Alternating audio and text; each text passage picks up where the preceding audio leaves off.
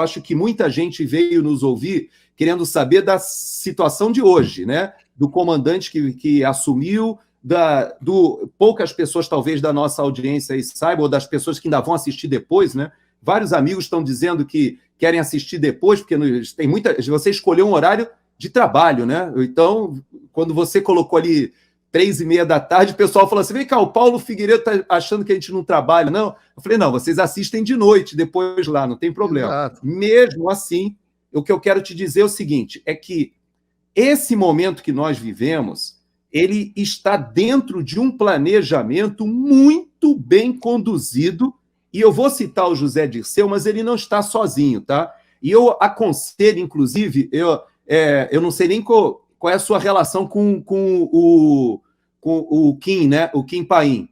Mas para toda a nossa audiência, eu quero dizer para vocês o seguinte: não deixem terminar essa semana sem vocês assistirem um dossiê reestruturação, a verdadeira motivação do embate Dilma versus Forças Armadas, mais Bolsonaro e Cid na mira. É do Kim Paim, ele colocou isso no ar, acho que foi hoje.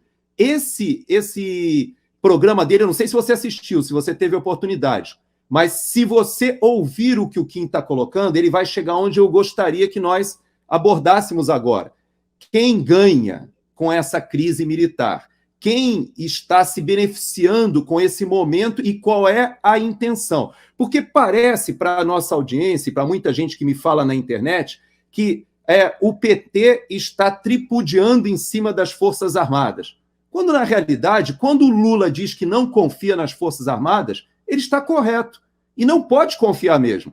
As nossas Forças Armadas do Brasil, elas têm, dentro do seu DNA, um anticorpo contra o marxismo, contra muitas das propostas desse marxismo até arcaico, desse sindicalismo ali do século passado, muitas das propostas que o Lula hoje sabe que é a última oportunidade que ele tem de implantar daquilo que ele concebeu lá com Fidel Castro, do Foro de São Paulo, da forma como ele imaginou a América Latina, ele sabe que é a última chance dele implantar. Só que há uma resistência dentro das Forças Armadas e que se agravou com o governo Bolsonaro. E aí você está corretíssimo. Sabe por quê?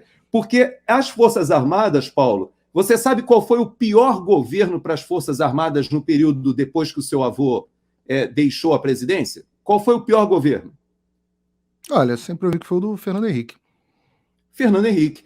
O do Fernando Henrique foi o pior governo, por quê? Porque no governo Fernando Henrique houve cujo ajudante de ordem era quem, hein? O ajudante de ordem era o atual comandante do Exército, e nós vamos chegar lá. E esse foi o pior período para as Forças Armadas, por quê? Porque no orçamento a gente não tinha dinheiro nem para fazer os exercícios, você não tinha dinheiro para a alimentação da tropa, você tinha que dispensar a tropa, às vezes, na sexta-feira, para almoçar e jantar em casa, tomar café na segunda-feira e voltar para o adestramento. Não tinha munição. Tivemos que entrar na dotação orgânica que não poderia ser entrada para manter o adestramento. Os pilotos de helicóptero daquela época, para não perder a certificação de tiro de foguete, que é um tiro de um piloto de combate, tiveram que utilizar parte da nossa dotação que não podia, que não era dotação de instrução. Tudo isso que aconteceu naquele período do Fernando Henrique foi o pior. Qual foi o período em que as Forças Armadas tiveram ali uma respiração? Justamente no governo do PT. Porque o PT ele percebeu que ele deveria tentar cooptar as Forças Armadas com o orçamento. No entanto, não conseguiu. Dentro das Forças Armadas, Paulo, existe ainda um DNA antimarxista muito forte e que se agravou com o governo Bolsonaro. Parece que aquilo renasceu. E aí o que acontece? Você teve contato com as novas gerações. Muitos falaram com você, são tenentes, capitães. Você teve contato com o pessoal que está na ativa e que esse pessoal meio que retomou aquele patriotismo, aquela vontade de se envolver com os interesses nacionais, esse verde e amarelo que o próprio Partido dos Trabalhadores tanto receia, né, que ele ressurgiu. Isso fez também, no seio das Forças Armadas, reaparecer um sentimento contra o modelo marxista. Agora, o José Dirceu, e eu volto a ele de novo, ele fala num documento, e ele tem falado em algumas entrevistas, que é chegado o momento de se reestruturar as Forças Armadas. E a gente olha para a Venezuela e muitos me perguntam, mas, Gerson, coronel, nós estamos caminhando para a Venezuela? Por incrível que pareça, não. Nós não estamos caminhando para a Venezuela, por quê? Por causa das Forças Armadas. As Forças Armadas brasileiras, elas têm que passar por um processo para chegar naquele modelo venezuelano.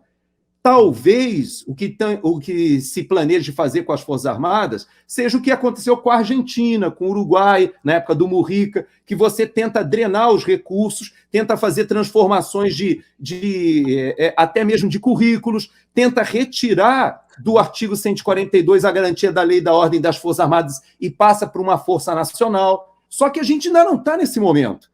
Hoje, as Forças Armadas são a grande pedra no sapato do governo Lula. E aí, o Zé Dirceu, ele fala uma coisa que muita sabedoria, que ele fala, chegado o momento de se criar as condições políticas, porque há um desgaste tal da Força Armada, tal do Exército, tal das Forças Armadas, que é chegado o momento que a gente pode introduzir uma série de modificações. E aí, nós teremos uma reunião amanhã, né, com o novo comandante do Exército. O clima interno, você sabe muito bem, está muito ruim.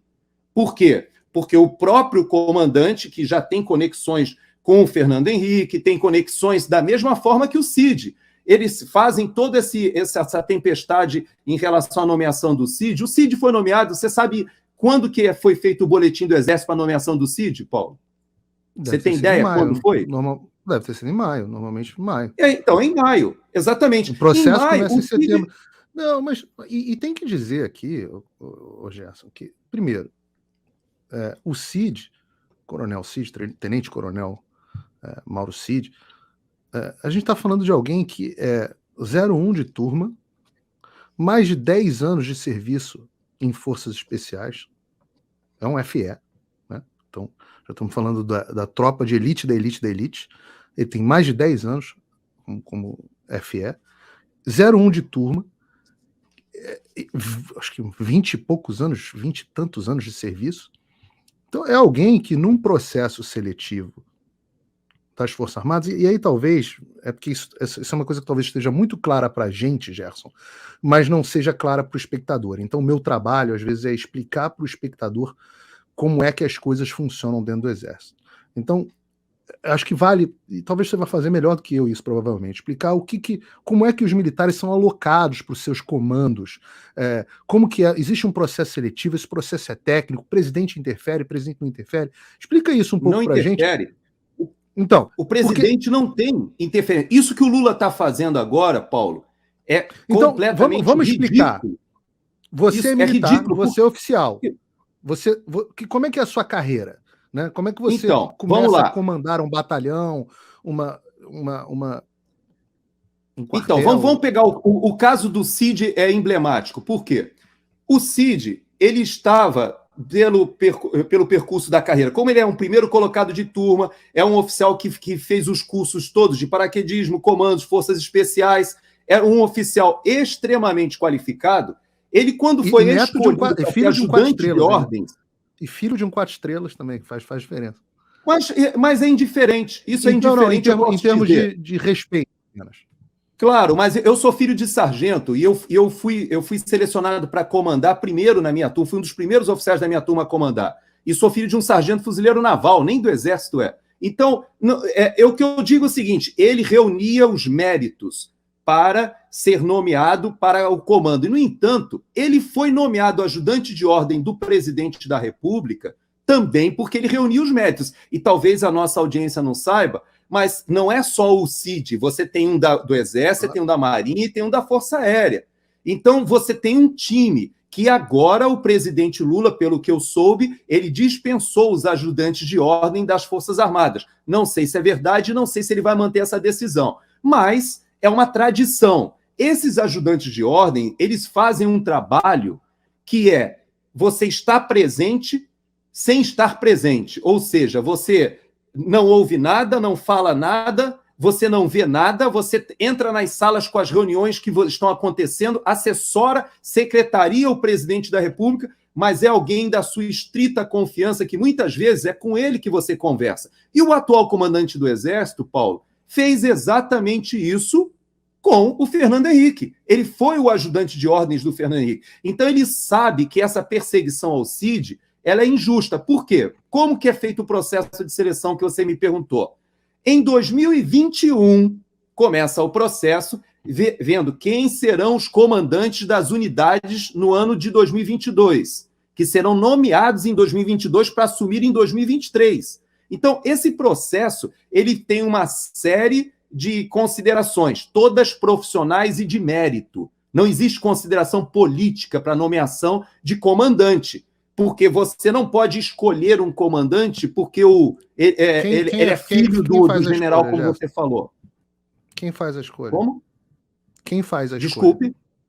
Quem faz a escolha quem faz a escolha é um processo de nomeação de comandantes, é um processo dentro do nosso DGP, Departamento Geral de Pessoal. Existe um processo de pontuação e isso é levado ao comandante do Exército só para ele referendar. Agora, quando o comandante é escolhido, quando aquele oficial é escolhido, ele é um tenente-coronel, na maioria das vezes. Ele é um oficial que ainda está numa fase da carreira, que ele acabou a escola de comando de Estado-Maior, ele cumpriu uma função de Estado-Maior e vai comandar pela primeira vez. É um tenente-coronel jovem. Então, e claro que existem comandos já para oficiais que fazem segundo comando, aí você já tem um coronel. Mas eu digo, esse caso do batalhão de comandos, é um tenente-coronel jovem. E o Cid, se ele não fosse ajudante de ordens do Bolsonaro, ele já teria comandado, ele já teria sido nomeado lá atrás. Ele teve atrasada a sua nomeação porque ele estava trabalhando como ajudante de ordens. Agora, é importante a gente entender que essa seleção foi feita de 2021 para 2022, ele foi escolhido, foi publicado em maio de 2022, ou seja, se o Bolsonaro tivesse sido reeleito, o Cid seria o ajudante de ordens dele em 2023 agora? Seria? Não, porque ele já estava nomeado para comandar. E se o Bolsonaro quisesse segurar o Cid com ele, poderia? Poderia, mas estaria prejudicando a carreira do Cid, porque o Cid precisava comandar, precisava passar essa experiência. Agora, um presidente da República se rebaixar a querer interferir na nomeação de um comandante de unidade, de um tenente-coronel, é porque essa narrativa que foi criada é uma narrativa perversa que está associando ele a uma questão de que ele manipulava os gastos pessoais. Claro, os ajudantes de ordem fazem isso. Eles secretariam o presidente da República. E eles fazem isso da forma que tem que ser feito legalmente. Agora, ele cometeu algum crime? Se ele cometeu algum crime, ele vai ter o devido processo legal, vai se defender, e se for condenado, será condenado. Mas isso sequer foi levantado, ele nem existe um processo para isso. Então, é uma injustiça a gente querer trazer o caso do Cid para dizer que o general Arruda foi exonerado porque não quis exonerar, ou seja, tornar sem efeito o comando do tenente-coronel Cid. Isso é uma injustiça. Agora, você tocou num ponto. Será que o general Arruda gostaria de ser o comandante do Exército ou se ele assumiu essa missão porque ele era o mais antigo e ele pensou para si, eu não posso deixar de assumir, por quê? Porque o presidente Lula não ousou escolher. Ele não ousou escolher o Tomás lá atrás. Mesmo sabendo que havia um lobby, você tem toda a razão. Há um lobby, claro, o Fernando Henrique faz um lobby, há um lobby de toda a articulação política que prefere, ele é o comandante militar do Sudeste pela segunda vez. É óbvio. Eu te pergunto, quem era o secretário de segurança do Dória? Você lembra? Não me lembro quem era o secretário de segurança. Era um general, me lembro. Era o comandante militar do Sudeste. Você acredita nisso? Você sabia que o general Campos, que era o secretário de segurança do Dória, era o comandante militar do Sudeste, passa para a reserva e assume a secretaria? Então você percebe que a articulação política do comandante militar do Sudeste, ali junto com o PSDB, que governou o Estado durante muito tempo, é muito grande, todos sabemos disso. Havia um lobby para que o comandante atual do Exército assumisse? Sim, mas eu te pergunto, o Lula ousou escolher ele lá atrás? Não. Ele mandou nomear os 3 mais antigos. E os 3 mais antigos foram nomeados. Aí você me desculpa, Gerson, mas aí foi cabacice de quem acreditou que o Lula ia seguir essa questão da antiguidade por muito tempo. E aí você pega uma notícia que saiu da CNN, inclusive, dizendo aqui, tá aqui, o novo comandante do Exército foi indicado a Lula por Moraes em dezembro, dizem fontes do Planalto. E essas fontes do Planalto estão corretas. Eu acredito. São corretas, e sabe por que eu acredito? O Moraes foi colocado no Supremo por quem? Pelo Temer. Pelo Temer. Pelo Temer, é verdade. Mas o Temer é do MDB e o Moraes era de que partido? PSDB. PSDB. Então, você observe que há toda uma articulação política para colocar o Moraes, e o Moraes, quando ele é colocado como ministro, na verdade, ministro da Justiça do Temer primeiro, para depois ir para o Supremo. Houve toda uma articulação, uma construção política em São Paulo. Então, eu não duvido que o Tomás fosse o preferido tanto do Alexandre de Moraes, como também do próprio Fernando Henrique. Eu não duvido, eu acho até que seria natural. Agora, nós temos o que acontece hoje porque existe todo um jogo de interesse. Então, quando eu vejo o pessoal... A cabacice, Gerson, a cabacice foi achar que o Arruda ia ficar no comando e que o Lula ia respeitar essa questão da hierarquia. Aquilo foi naquele momento para botar panos quentes na crise que estava em curso. Só para isso. Até pode ser, mas... Quando foi exposto nas redes quem era quem e quem era o Tomás e o Stumpf, que eram as preferências deles. Se o Stumpf é mais antigo que o Tomás, você sabia disso? Sabia. Então, se o Stumpf é mais antigo, se fosse só pela antiguidade, o Stumpf deveria assumir agora. E, no entanto, o Tomás foi o escolhido exatamente pelas razões que você coloca. E que aquela foto dele sorrindo com Lula, ela também demonstra uma satisfação da parte dele de estar comandando o Exército sob o governo Lula. Eu sei que muitos dos generais do alto comando fariam aquela mesma foto, apertariam a mão do presidente Lula, prestariam a continência de modo sisudo. Por quê? Porque é uma missão a desempenhar que você tem um presidente eleito e que você, como comandante da Força Armada, correspondente, Marinha, Exército ou Força Aérea, você tenha a obrigação funcional. Agora, talvez para o próprio comandante do Exército atual, o general Tomás, seja prazeroso para ele, porque talvez ele entenda que o presidente atual é um presidente legítimo. E ele falou isso no seu discurso. Diferente, aparentemente, do Almirante Garnier, né? Mas não é só do Almirante Garnier, como da maioria das Forças Armadas. Se você me perguntar, eu que estou na reserva, eu posso falar, eu não teria a satisfação de ver esse governo, que eu diversas vezes no ar, com você, eu chamei de uma organização criminosa que retorna, e usando as palavras do próprio Alckmin, que o Alckmin falava isso, eles estão retornando ao local do crime. Então, por que o Alckmin hoje é o vice? E aí eu queria deixar uma palavra assim de estímulo mesmo para a direita. O momento hoje que nós temos é um momento de fragilidade do governo Lula, ao contrário do que a mídia tenta mostrar.